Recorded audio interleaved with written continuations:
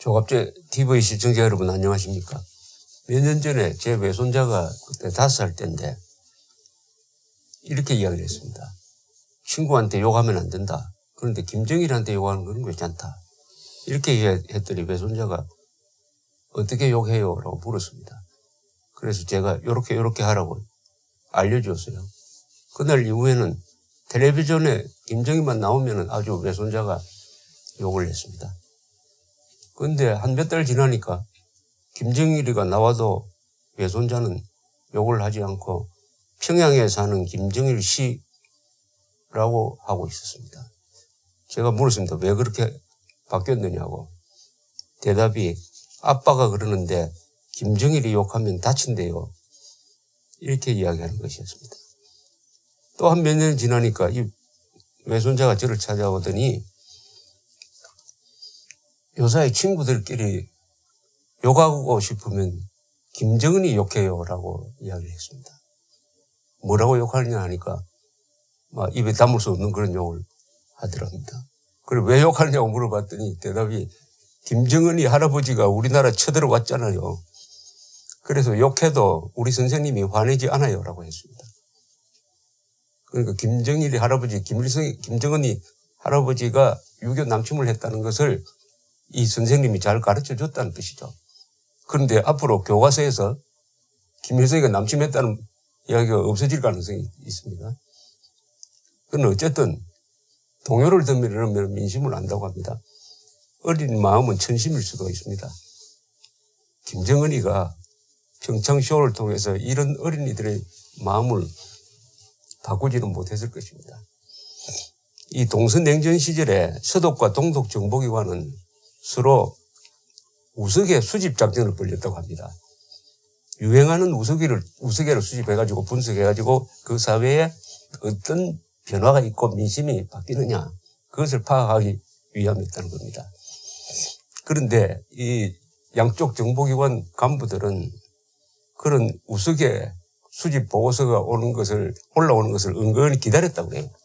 그걸 읽으면은 그 살벌한 냉전의 막후 전사들도 웃을 수가 있었기 때문이겠죠. 당시에 동독 비밀경찰 슈타지는 약 10만 명의 정규 직원과 약 20만 명의 정보원을 가지고 있었습니다. 그리하여 1,800명의 동독 사람들을 감시했습니다. 이 1950년대, 60년대에는 동독에서는 우스개 중에서도 반공적인 우스개를 하는 사람들은 잡아와가지고 투옥하고 고문까지 했습니다. 그래서 동독에는 이런 우스개가 유행을 했다고 합니다. 우스개를 하는 사람들이 있다. 우스개를 모아서 이야기해주는 사람들이 있다. 그리고 우스개를 이야기하는 사람들을 모으는 사람들이 있다. 모아서 수용소를 보낸다는 뜻이죠. 이 공산주의와 유머가 상당히 상관관계가 있습니다. 공산주의 체제에서 살아가려면은 그래도 이 우스개를 해야 위안을 받는데 그 우스개를 잘못했다면 큰일 나죠. 소련에서 말하는 의견 교환이란 무슨 뜻인가? 이런 우스개가 냉전 시절에 있었습니다. 정답은 의견 교환의 정답입니다.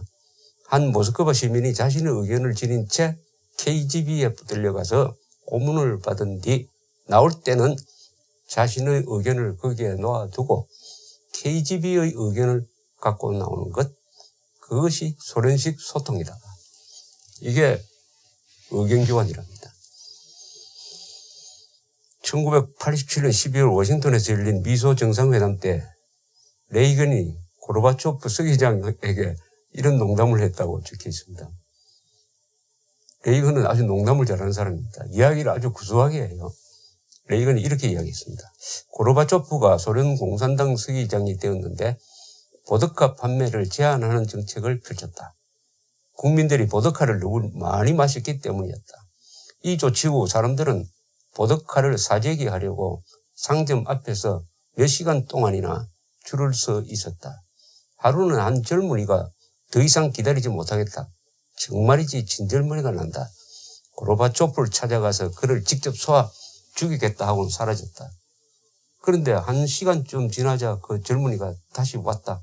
같이 줄을 서고 있던 사람이 물었다. 그를 죽였습니까? 그러자 그 젊은이가 답했다.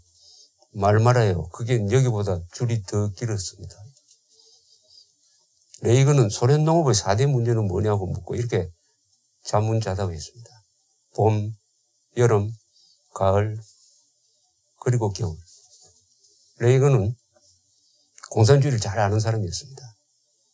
공산주의를 어떻게 웃으면서 해체해 가는 그 방법도 잘 알았습니다. 웃으면서 공산주의를 무너뜨린 사람입니다.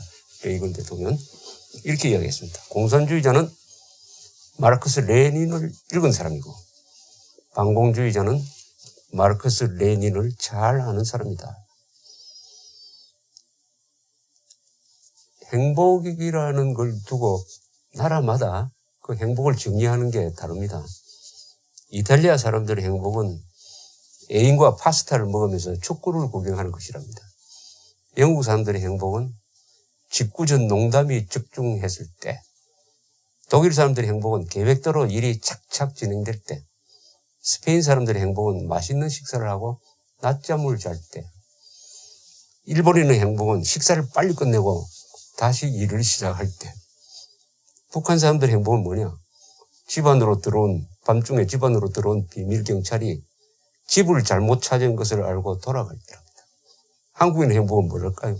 김정은이 몰락하는 상상을 할 때가 아니냐 이렇게 생각이 듭니다. 조금 더 이 공산주의와 관련된 우스개를 찾아봤더니 이런 게 있네요. 이 모스크바에서 재판을 하는데 한 판사가 재판정에서 나오면서 머리를 흔들면서 웃었습니다. 그래서 동료 판사가 가서 왜 그렇게 웃느냐고 물었더니 이 판사가 이야기가 나는 지금 이 세상에서 가장 우스운 조크를 하나 들었답니다. 이렇게 이야기했습니다. 동료 판사가 귀가 쫑긋해가지고 그럼 저한테 이야기를 한번 해보세요 했더니 이 판사가 엄중하게 저는 그 이야기를 할 수가 없습니다. 내가 방금 10년형을 선고했거든요. 라고 했답니다. 세계에서 가장 우스운 조크를 한 사람한테 10년형을 선고했는 한 판사가 그 우스개를 다른 사람한테 전하면 자기도 감옥 가야 되는 거 아닙니까? 그런 얘기입니다. KGB의 유명한 신문 지하에 고문하고 신문하는 데가 있습니다. 거기 세 사람이 들어앉아 있는 겁니다. 맨 첫 번째 사람이 두 번째 사람 보고 이렇게 물었습니다. 당신은 왜 여기 투옥되어 있느냐 물으니까 대답이 나는 칼 라데크를 비판했다가 여기 들어왔습니다. 이렇게 대답을 했습니다. 그런데 그 물었던 사람 이야기를 그 참 이상합니다. 나는 칼 라데크에 대해서 칭송을 하다가 들어왔습니다. 이렇게 이야기를 하는 거예요. 두 사람이 돌아보니까 세 번째 사람이 가만히 혼자서 조용히 앉아 있었습니다. 그러더니 그 사람의 이야기가 제가 바로 칼 라데크입니다. 라고 이야기를 하더랍니다. 어떤 사람이 소련 간부한테 물었습니다. 소련에도 언론의 자유가 미국처럼 있다는데 사실입니까? 하니까 소련 공산당 간부가 그렇고 말고요. 원칙적으로 그렇습니다. 예컨대 미국에서 어떤 사람이 화이트하우스 앞에 가가지고 레이건은 물러나라 라고 소리 지를 수 있지 않습니까? 그래도 벌을 받지 않습니다. 모스크바도 마찬가지입니다. 모스크바의 붉은 광장 앞에서 어떤 사람이 서가지고 레이건 물러나라 하면 그 사람은 벌 받지 않습니다. 그래서 언론 자유가 보장됩니다. 이렇게 이야기를 했습니다. 여기에 대해서 레이건 대통령이 언론 자유에 대해서 정확하게 규정을 했습니다. 소련은 언론의 자유를 보장하지만은 미국은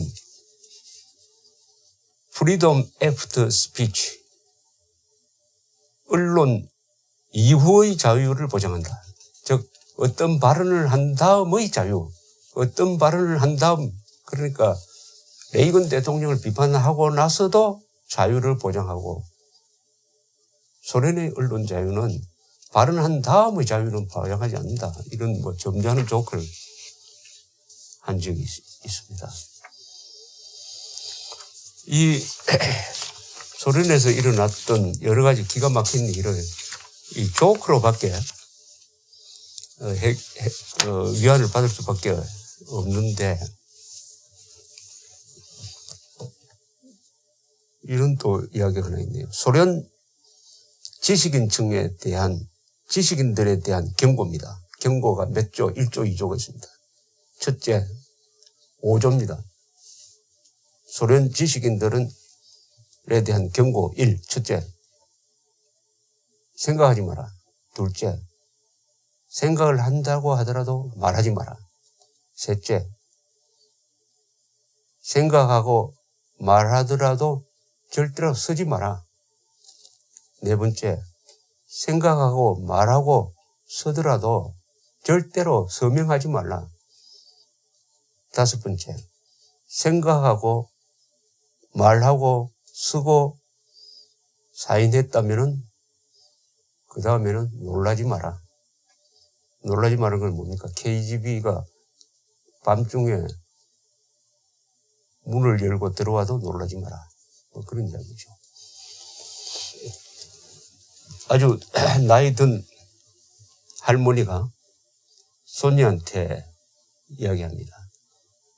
손녀 딸한테 공산주의에 대해서 내한테 한번 설명해 줄 수 있겠니? 라고 물었습니다.